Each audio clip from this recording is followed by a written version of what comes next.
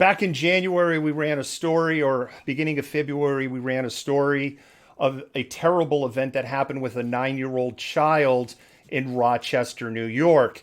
And we have been following that story as more video has come out and showing as you peel that onion that story gets worse. This story actually broke in January of 2020, but the body cam video was just released as part of an ongoing lawsuit. And if anything, it seems like the police in Montgomery County, Maryland, have said, hold my beer and watch this. Because this body cam video involves a 5-year-old child. Jennifer, there's no words. No, it is one of the most disgusting things I've seen in some time. I was like, I think I probably said a few things I shouldn't have when I was watching the video prior to the show. Expletives, of course, but I was like, what the fuck is going on here? Who does this to a 5-year-old child? Like, excuse my language. I'm not the most people-friendly person, but I will defend to the death children and animals. So, yeah. With that, the body cam video that were released was 55 minutes. Obviously, we're not going to show all 55 minutes. We did post it on our Facebook page over the weekend. We did a summary video on our TikTok. Let's see if I get it right, Jennifer. Man, we did a summary video on our TikTok, and we're going to be showing the video here. This video is 2 minutes and 5 seconds long. I thought the video of the 9-year-old was hard to edit. I'm just giving you the warning.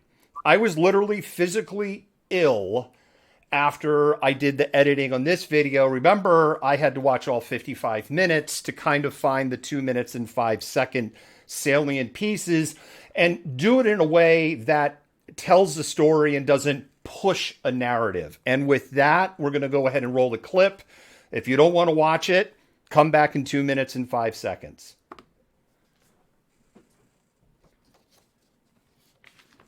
How old are you? 5. 5. You feel like you can make your own decisions? Huh? No. You gotta ride. 3. Come on. Cut it out. Hey, cut it out. Cut it out. I'm riding with you. We're going back to school. Get in. Now. I'm not asking. Get in the car. I'm going with you. Let's go. Oh, we're gonna have problems. Don't worry about it. Don't worry about it. I don't want to hear it. I still don't want to hear it. You better stop. Know what? Sit down. 2008 Cadillac. Sit down.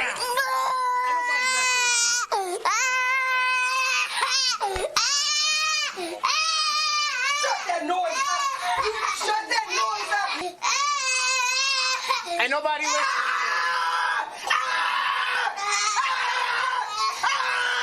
Oh. How you doing? Hey, Miss Grant. Okay. One of the officers made a statement and asked what's going on in my home. Yes, ma'am. If you want, we can talk about that. So we can away talk from about now. it here. I would just want to show y'all. Come on, Doodle. Stand up for mommy. This is 16 years later. I have a 22-year-old at home. So this one is spoiled. I can't discipline him because the government won't allow you. Yes, you can. I spank him, but I can't discipline him how I want to discipline him because of this. I'm not losing my child to the system, and I'm not going to prison. Okay, can you So I just clarify wanted how to you show would y'all. like to discipline? It's not being physically abused. Who said he was? No, Because- we believe it's the exact opposite. Yeah, we want you to beat him. You don't go to prison for beating your child. You're not the same. I'm an American. You're a sick asshole. You don't go to prison for beating your child. That is the official position, apparently, Jennifer, of the Montgomery County Police Department of Silver Springs, Maryland, when dealing with a 5-year-old. There is so much to fucking What's the F-bombs? unpack This is here. written. This is And written. we do have to be sensitive of time on the show. No, it's absolutely disgusting all the way around. I mean, there's so much going on there. The way in which the police officer, who is assumed the one that's interacting with the child at the beginning of the video, responds to the child, and they're being upset because obviously they're 5. They don't understand what the fuck is going on. Excuse my language. But then you don't go to, we want you to beat your child. What?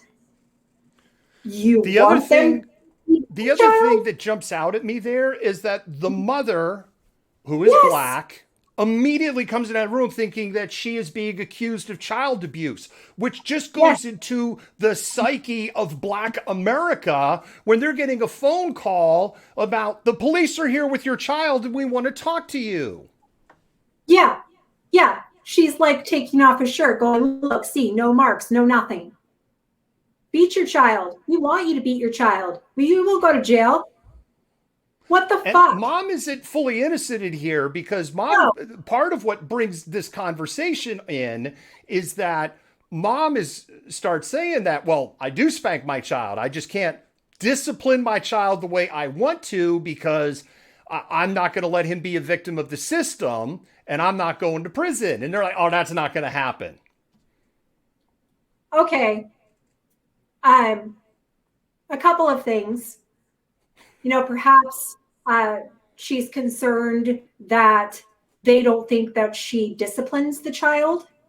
And so she's trying to make the point that she does. I'm not saying that she's innocent here, but there could be a variety of reasons she responded in this particular way. Yeah, I mean, the whole thing is so alarming here, but I think we need to not direct our attention to that particular, but the way in which the police responded to a misbehaving 5-year-old child. They handcuffed him. They threatened to beat him multiple times. These are people that this child has been taught are there to help him in crisis. The video that we made for TikTok is 45 seconds long, Jennifer, and the title that we gave it was Generational Trauma in 45 Seconds. Exactly. And that's exactly what it is. And there's been so many studies and books and things written about the impacts of intergenerational trauma on people of color, on Black people, on Indigenous people, the ways in which colonialism, police brutality, state violence impact generations of people, slavery, the ways in which this impacts generations of people. And so if people wonder, like, why didn't they just stop when or why did they resist arrest? This is why people grow up fearing the cops. This is why they resist arrest, because they treat them like this. This is a 5-year-old child. He was treated like an adult man. Treated like an adult man. And this, once again, is a magnificent example for defunding the police. Oh, there goes the malcontent again. He getting all communist socialist on us with the defund the police. I am not an abolitionist. Defund does not mean abolition.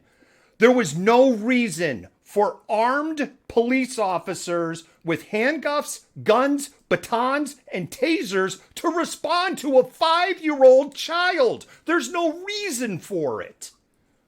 Yeah, I mean, it's beyond my level of comprehension why anything involving a 5-year-old that, is about their behavior would require that level of response. I can't believe I'm going to cite my ex-wife on this show. My ex-wife was a director of a school in another life. If she lost a 5-year-old child, she would have been fired. Is this where we're at in our society, that nobody is questioning the administration of the school and how they misplaced a 5-year-old child? How did a 5-year-old child walk out of the building in the first place? Yeah, so this isn't uncommon. My son had behavioral issues in 3rd grade, used to take off from school as a way in which to escape. Do you know how many times they called me and told me what had happened? 0. 0 times. I had to hear it from him. So let's talk about public school in America. And this is a little white boy. Imagine what happens to children of color. The other thing, and then we'll move on with this, Jennifer, where I just wanted to throw up, and I had like some gallows humor, laughter to it, is when the female officer's less compassionate than the male officer, which blows my mind. And she starts screaming in the face of this crying 5-year-old child that isn't her kid. One, if that was my kid, I would want to destroy her. Number 2, I'll admit it right here. I've done that to one of my kids. It doesn't work. It makes things a lot worse. And you know what happens about 2 or 3 hours after you've got reached and you've done that to your kid? You feel like a human bag of shit, and you can never take it back. Yeah, exactly. No, I always feel like, when you get stressed out, I'm a single parent. I work a lot. And so sometimes, like my 14-year-old, I snapped at him this morning about something I thought he took that he didn't. And I felt so bad about it after the fact. How you can get into the face of a 5-year-old child and scream at them. Doesn't she say something to the effect of stop making that fucking noise or shut that noise up, something to that effect? Do these people did they procreate? That's concerning. I mean, are they allowed to be around children unsupervised? They are. They shouldn't be, because they're not good people. If any rational person saw an adult treating a child like that in a store, in a park, in the movie theater, in a parking lot, any rational adult would just be like, at the minimum, would be, ew. Yeah. Yeah. Not these people. That's what we want to call them. I've been seeing in the comments this can't be reformed. And I think that this is just an example that screams for defund. There was no reason for armed police officers. This should have been handled at the school level. Yeah. The school should have had a resource that, I don't know, is trained in juvenile mental health and knows how to negotiate with a 5-year-old, because it definitely takes a special skill set, as any parent who has dealt with an out-of-control 5-year-old can tell you. It requires special skills to negotiate with a 5-year-old. And all those 2 police officers did was just how could we more? How can we give this kid PTSD?